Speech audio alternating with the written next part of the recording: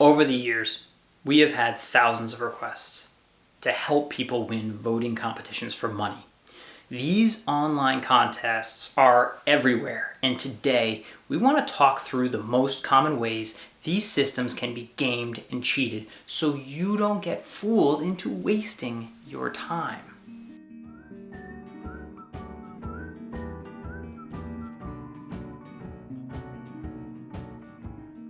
My name is George Weiner. I'm the chief whaler of Whole Whale. It's no secret that I am not a fan of voting competitions, especially ones that are built irresponsibly by companies just trying to drive clicks. The problem with voting competitions is that they pit great people and organizations against each other for a prize that usually doesn't come close to the true cost of the votes that all of these organizations push to get. What's more, they run the risk of burning out supporters of these great organizations and people. In the worst case scenario, one organization decides to cheat because the system is designed with flaws by some marketing firm and they see a way to easily game the system to win money for their great cause. I am not justifying or endorsing cheating. I actually believe the only way to win these contests is by not playing. However, in an effort to scare the pants off anybody creating these contests, we decided to create this guide. Again, Whole Whale does not cheat on behalf of our clients. It is not a service we provide, nor will ever provide. There are tons of links here also, so please check out the full post in the description section for those links. Okay, here we go. Step 1. I need you to figure out how this form was built. Online voting competitions will use a variety of ways to track votes through a website. Here are the most common ones. A web form built with the GET method. This method is low security, means the form will just push data into the URL and you'll see it like /thanks.asp org name, your charity plus vote equals true. How you break it? Well, find that URL and just go nuts on it. Just keep refreshing and hitting that button on it. Hide the cookies and IP address if they are tracking it. Post that link anywhere and you can get a click will equal a vote. Honestly, really no reputable contest will probably be built this way because it's not 2006, but hey, give it a try, you never know. A web form built with the post method, this method, medium security, means that the form will push the data through the body of the request and will not show in the URL and be exposed that way. How you break this one? Well, you may be able to use the back button if cookies aren't being set. If they are being set, frankly, you can hide cookies with a browser like Chrome with the cookies disabled on incognito. With cookies being set, contests that don't require a sign-in and allow anonymous votes depend on cookies that may have timers in some cases. To break it, clear your cookies, vote, repeat, you get it. Use Chrome or a cookie remover to block the cookies on the site. If it still lets you vote, then, all set, click away.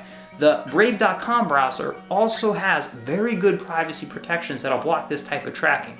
Cookie and IP on mobile. If you are using a mobile device, you can try switching to airplane mode and using different Wi-Fi networks to confuse the IP and network tracking on that.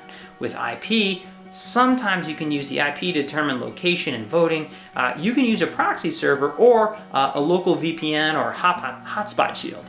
An online account being required. This will require multiple accounts and more advanced approaches to get enough votes depending on how the account is authenticated.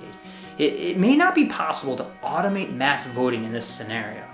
Email confirmation requirements for voting.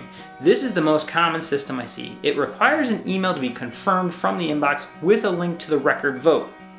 Okay, step 2, human-assisted automation for cracking these. The following are various tactics which can be combined to break voting systems with a little bit of help from third-party tools. In order not to look suspicious, it's important not to show suspiciously large voting counts all at once. I can immediately tell, for instance, if a distribution of votes is unnatural, violating an expected power law, 20% of the contestants getting 80% of the total votes, thereabouts.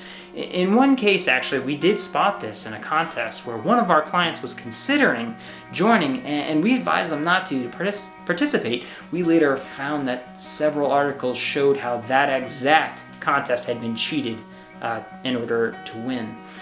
Computer macros. A macro is a program that you can set up on a computer that goes through a series of clicks and keyboard strokes on a timed interval. If a voting system doesn't require a CAPTCHA or other human test, a macro can be created to just go through a voting cycle unabated. Combine these tools with a hotspot shield and cookies disabled on a computer that can break most non-email verification processes. Some tools that you can use in order to do this: Macro Express. It's downloadable software that will let you turn your computer into a bot that is timed to click and enter information as needed once recorded. AutoHotkey is a downloadable software that will also let you click the heck out of buttons or load pages as needed. Some email generators for secure voting systems that don't have a strict email confirmation, right? There are ways to generate emails quickly. These email hacks can also be used to create accounts for systems that require logins as well and accounts to be created. Any single Gmail, Hotmail, Yahoo, or normal domain email address can actually be made into thousands of emails by adding simply a plus or a period after the name but before the @ sign. For example, yourname@gmail.com could also be your name plus any word @gmail.com, and the email will still be delivered to your email address. If you own your domain, you can create a bunch of aliases for one email account as well. Mailinator.com is a site that will generate emails for you on demand and give you a quick little inbox that a confirmation link will be sent to. Using a variety of email domains can actually help make this look a lot less spammy. This is a list of temporary email domains hosted via Mailinator. You can check that link in the description. Outsourced voting. For a nominal amount of money, an organization can actually purchase votes or emails through vote brokers. These groups will do your bidding in the same way that they translate audio to text or do simple outsourced tasks for companies.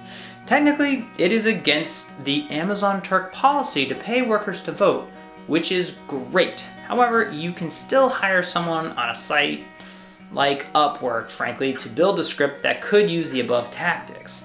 Proxy voting. A proxy vote traditionally means that a voter transfers their right to vote to a third party. Massive lists of proxy accounts can be managed by a single person, simply logging in one by one and voting. Imagine if a political staffer, could collect the permission to vote on behalf of voters in district and perpetuity. Well, but it is highly effective if you control that many accounts. Finally, for the contest creators, this post is meant to ruin poorly designed voting competitions and to scare the heck out of anyone thinking about building a voting competition for good. I hate the idea of cheating. I hate the idea of cheating nonprofits and good people of their time. And I think that this starts when a contest doesn't use responsible design. Again, note, Whole Whale does not cheat on behalf of our clients. Not a service we provide or ever will provide. Also, please don't reach out to us to vote for your contest. So there you have it. This is our guide to breaking online voting contests so you can avoid participating in these time traps and, more importantly, to bring transparency to this marketing tactic. Hey, don't forget to subscribe and get the latest helpful resources on our YouTube channel as they come out.